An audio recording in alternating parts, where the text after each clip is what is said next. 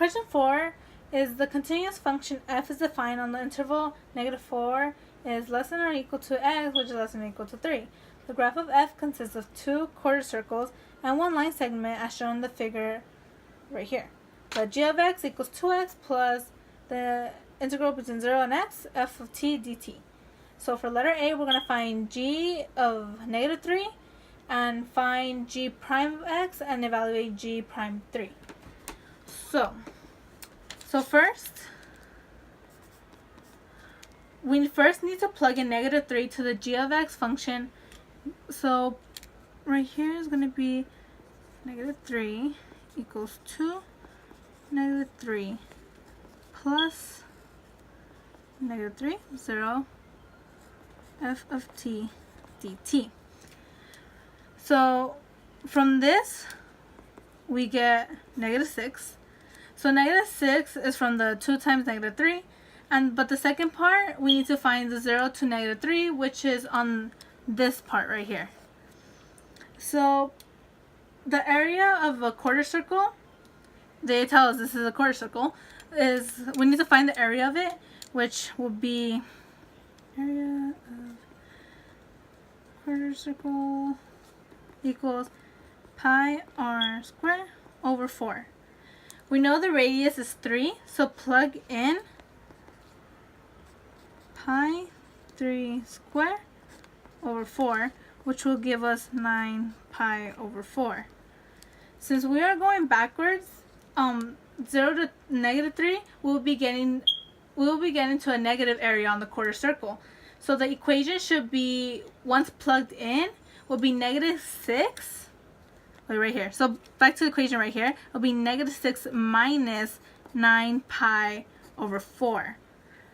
Because, how I said, it was going backwards since going on the negative. So even though it's positive here, it's going to be negative over here. The letter B, we're going to determine the x-coordinate of the point at which it has an absolute maximum on the interval -4 is less than or equal to x, which is less than or equal to 3. So we're going to just have our answer. So it's pretty much, we're going to have to find the absolute maximum, we want to find derivatives and critical numbers. Remember in part A, we said g prime of x equals 2 plus f of x, in which we will equal to 0 to find the critical numbers. So we already did that, which is going to be 0 equals 2 plus f of x, which will become f of x equals -2. But if we want to, because we want to find the slope of it so we could be more exact, we're going to have to equal it y equals -2x plus 3. And we're going to have to solve this, which would be -2 equals 3 5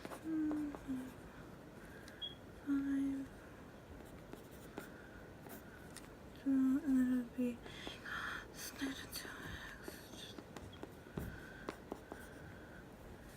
which will be 5 over 2 equals x, or you could put 2.5 equals x. So we know that is our only critical number, but we already have a relative maximum of if the derivative changes from positive to negative at that point. But we have to check it, and by doing so, we just need to plug in 0 to g 0 equals 2 plus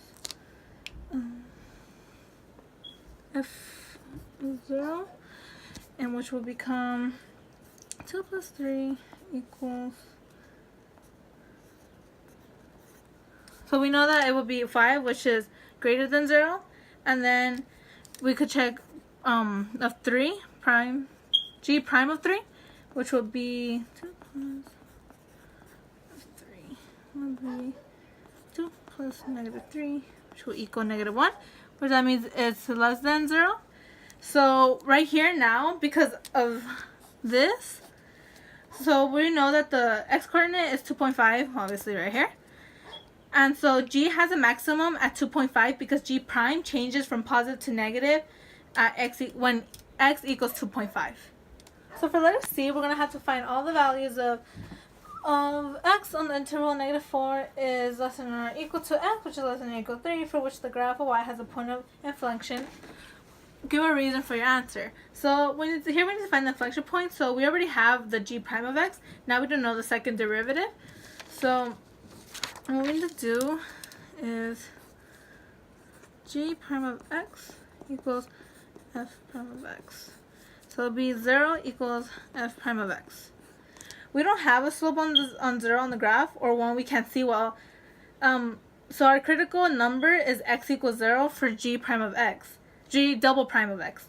We could see from the graph how we have a positive slope until the y-axis, and we need to look at our slope signs from it goes to positive and it goes down to negative. And so we could see that g has an inflection point at x equals 0 because g double prime changes from positive to negative at x equals 0. So for letter D, we need to find the average rate of change of f on the interval -4 is less than or equal to x, less than or equal to 3. There's no point C. So -4 is less than C or less than 3, for which f prime of C is equal to the average rate of change. Explain why the statements did not contradict the mean value theorem. So for letter D, first we're going to find the average rate of change. We're going to take f of 3 minus f of -4 over 3 minus -4, which will equal -3 plus 1 over 7, equaling 2 over 7, -2 over 7, which is average rate of change. Now, second part of this problem will be to find the point in the open interval to find the instant rate of change, which is our derivative is equal to rate of change, unless the function is differentiable on the interval. Since we have a cusp right here, so we have a cusp, the derivative isn't defined, so MTV does not apply. So pretty much the answer to it will be the MTV, or mean value, MVT was not contradicted